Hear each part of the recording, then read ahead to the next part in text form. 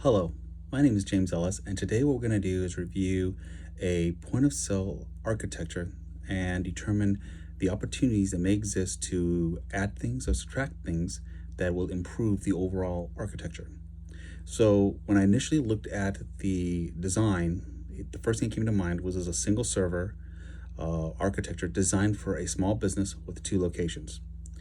Now, after looking at both locations, what I noticed was there was 2 workstations at each location, and I'm assuming both workstations are going to be stations where customers are checking out.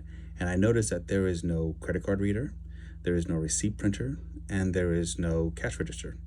So those kind of things you would find at most point of sale organization or businesses. The other thing that I noticed or that I'm considering was on the printer.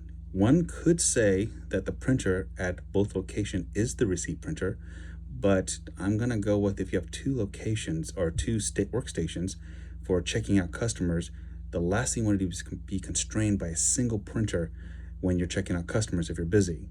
So if you were to put receipt printers at both locations, you might have an opportunity to eliminate the printer at location B if location A is where you do all your bookkeeping.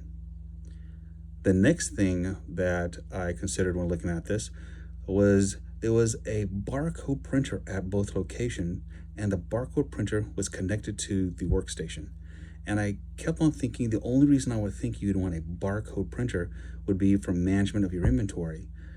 And being connected to a single computer might leave the impression that only that workstation can print to that barcode printer. So I would move that barcode printer to the network to allow both stations to print to it. So during downtimes, both stations can help with the inventory. So you just don't have one point of only one system connected to it. The next thing that I kind of looked at was the computers. The computers didn't really state whether they were full computers or not, or were they just dummy monitors or whatever the case may be.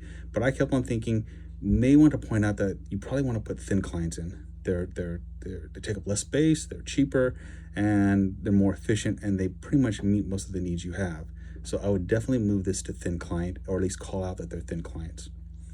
The next thing I'm looking at was when I looked at the overall network, I noticed there was no Wi-Fi connection anywhere inside there.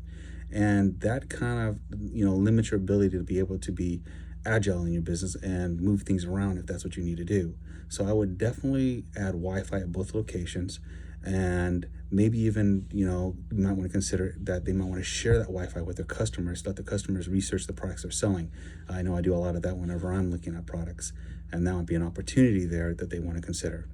Then the last thing that I would see inside here was when I looked at the backup, I noticed it was going to a single server, and I kept asking myself, why wouldn't you put that on the cloud as well? So I would definitely consider having the backup not just there at the server, but also on the cloud, and add that as another feature just in case, because if your computer burns down, your building burns down, at least you can get back to your data at the last point and rebuild your business quickly and get back up and running.